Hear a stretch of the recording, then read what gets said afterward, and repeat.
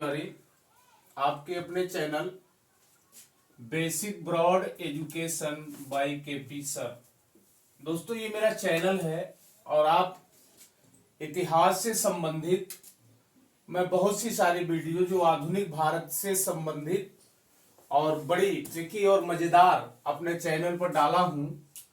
इसको आप एक बार हमारे चैनल पर basic broad education by KP sir या तो एक मेरा लिंक केपी तिवारी केपी, अगर ये इन दो शब्दों को आप लिखकर मेरे आप चैनल पर पहुंच सकते हैं।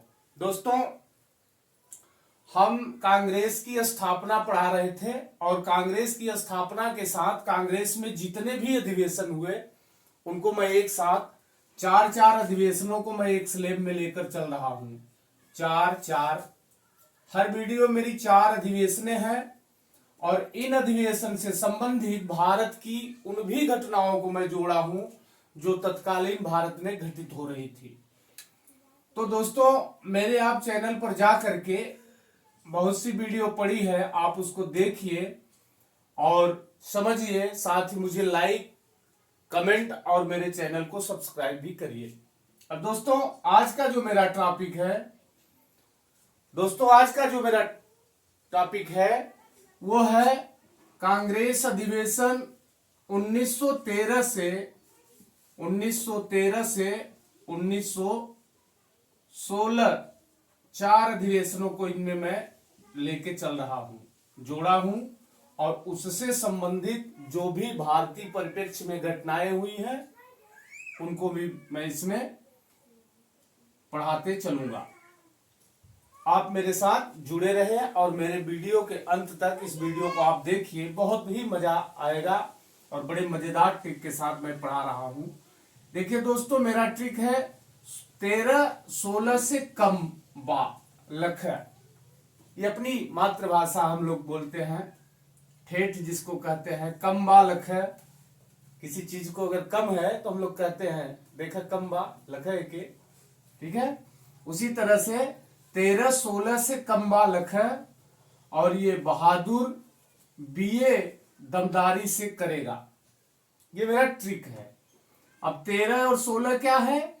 यह 13 से लेकर 16 अधिवेशन, 13, 14 और 15, उसके बाद ये 16, ये 4 अधिवेशन को हमने 13 से और 16 में जोड़ दिया।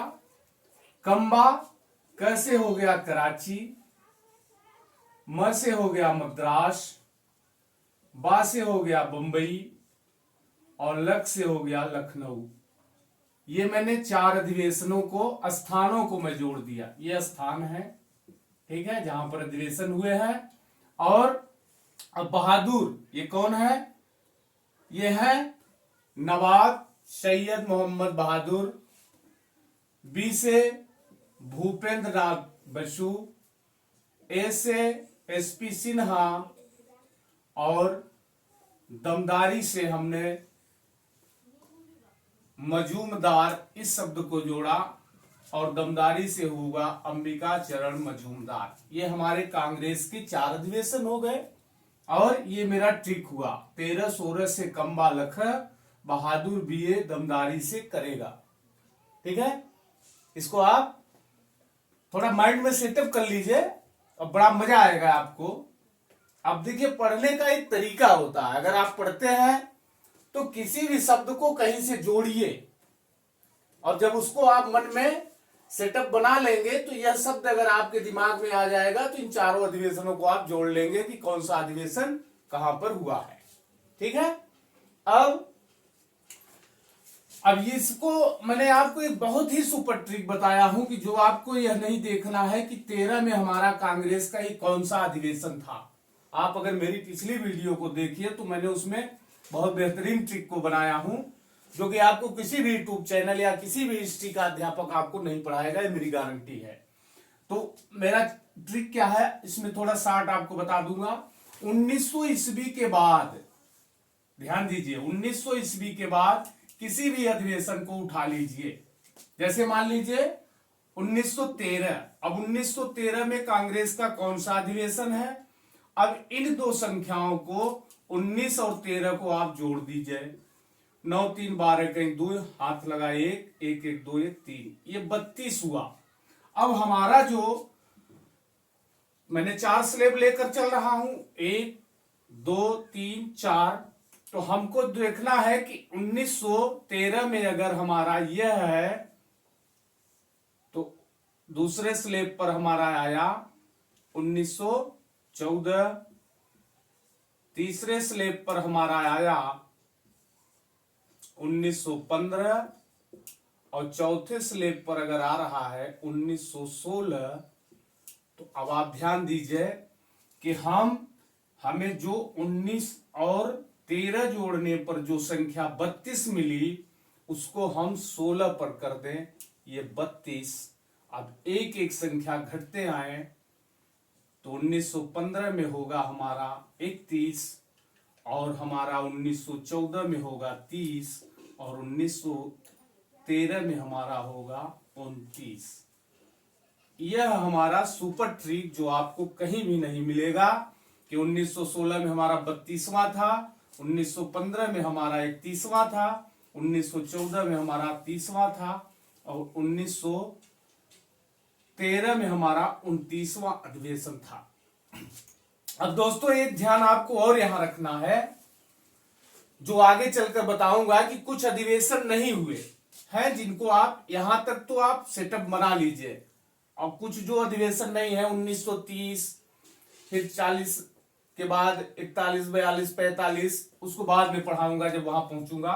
तो यह मेरा सुपर ट्रिक है, इसको आप मान लीजिए और दिमाग में बैठा लीजिए कि 1900 के बाद आप किसी भी संख्या को जोड़ करके 4 स्लेब में रखिए और एक एक संख्या पीछे घटते आइए और आपका वो अधिवेशन निकल आएगा।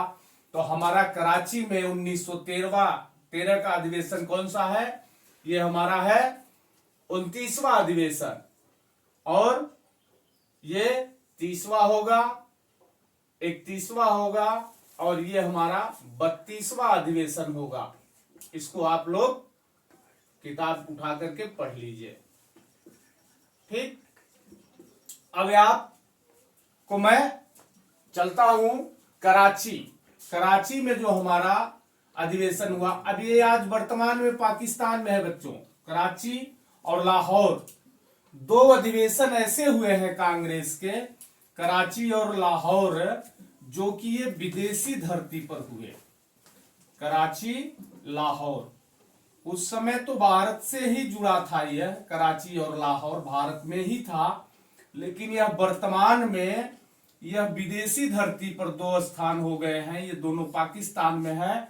अगर परीक्षा में अगर आपको आता है कि विदेशी धरती पर होने वाला कौन सा अधिवेशन है, तो कराची और लाहौर को आप जरूर टिक मारिएगा और इसको याद रखिएगा, ठीक है। तो ये हमारा अधिवेशन कराची और लाहौर में हुआ था। अब दोस्तों थोड़ा इसको हम मिटाते हैं, मेरा ब्लैक बोर्ड छोटा है, उसके बाद हम आगे आपको पढ़ाते हैं कि जो ये कराची में कांग्रेस का जब अधिवेशन हुआ, नवाब सैयद मोहम्मद बहादुर, ये कांग्रेस का 29वां अधिवेशन था। उसी समय आप लोग ध्यान दीजिए कि 31 दिसंबर 1906 को लीग का भी, मुस्लिम लीग का भी गठन हो गया था। मुस्लिम लीग का गठन, और मुस्लिम लीग यह मुसलमानों के अधिकार के लिए गठित एक मुसलमानों का संगठन था, और यह भी अपना प्रतिवर्ष जो है अधिवेशन करती थी। और जब कराची में कांग्रेस का अधिवेशन हो रहा था, ये कांग्रेस का अधिवेशन है, और उसी समय लीग का 1913 में ये लखनऊ में अधिवेशन हुआ। लखनऊ में इनका अधिवेशन हो रहा था। अब यहां एक बात ध्यान दीजिए कि मोहम्मद अली जिन्ना, ये मोहम्मद अली जिन्ना जो भारतीय राष्ट्रीय आंदोलन में या मुसलमानों के लिए पाकिस्तान बनाने में इनका बहुत बड़ा ही योगदान है। ये जिन्ना जो है पहली बार यहां उपस्थित हुए कांग्रेस ये लीग के लखनऊ अधिवेशन में ठीक था, ठीक है। और इन्होंने क्या किया कि ये पुनः कांग्रेस के भी कराची अधिवेशन में उपस्थित हुए, ठीक है। तो ध्यान दीजिए कि मोहम्मद अली जिन्ना ये लीग में भी उपस्थित थे, लखनऊ में भी 1913, और 1913 में ये कराची कांग्रेस अधिवेशन में भी उपस्थित थे।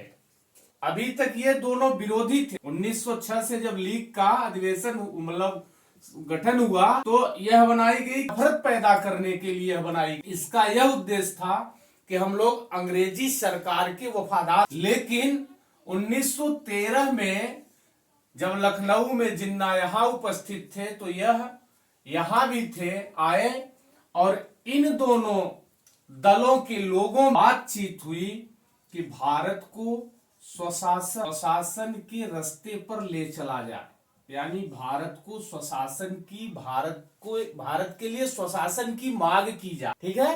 भारत के लिए एक अपना शासन हो। इसने अंग्रेजों का साथ दिया विश्व युद्ध में। हार्डिंग बड़े बुद्धिमत्तापूर्ण से और चाटुकारिता से भारतीयों को अपनी ओर मिला लिया था। और जब वायसराय वेलिंगटन हो गए तो 1915 में कांग्रेस का अधिवेशन बंबई में हुआ। एसपी सिन्हा थे, 30वां अधिवेशन था। तो यहां भी बंबई का गवर्नर कांग्रेस अधिवेशन में उपस्थित हुआ। उसका नाम था जेम्स मेस्टर, और इसने भाषण दिया और इसी ने यह निर्णय लिया कि क्यों न गरमपंथियों को, तिलक कौन थे? गरम दल के नेता थे। गरम दल के 3 नेता थे, लाला बाल गंगाधर तिलक, विपिन चंद्र पाल, लाला लाजपत राय। तो यही बाल गंगाधर तिलक है जो अंग्रेजों का सहयोग कर रहे हैं, भारतीयों को प्रोत्साहित कर रहे हैं कि विश्व युद्ध में शामिल हो जाओ। तो यह गरम दल के नेता हैं। तो जेम्स मेस्टर ने यह सोचा कि क्यों न गरमपंथियों को कांग्रेस में मिला लिया जाए। अभी आपने देखा था कि कांग्रेस में फूट हो गई थी 1907, ठीक है। 1907 ईस्वी सूरत अधिवेशन में कांग्रेस में 2 दल बन गए थे, गरम दल और नरम दल। तो गरम दल कांग्रेस से बाहर थी। तो यहां पर जेम्स मेस्टर ने भाषण दिया और निर्णय लिया कांग्रेस मंच से कि क्यों न गरमपंथियों को मिला लिया जाए, क्योंकि तिलक सहयोग कर रहे थे। तो 1915 कांग्रेस के मंच से यह एक बात ध्यान दीजिए कि यह निर्णय लिया गया कि गरमपंथियों को कांग्रेस में मिलाया जाए। और यहां पर वायसराय वेलिंगटन उपस्थित हुए और ये भाषण दिए। और 1915 में एक और घटना हुई कि जो ब्रिटेन के सम्राट थे जॉर्ज पंचम, वे भारत आए हुए थे और इन्होंने रविंद्रनाथ टैगोर को सर की उपाधि दिया।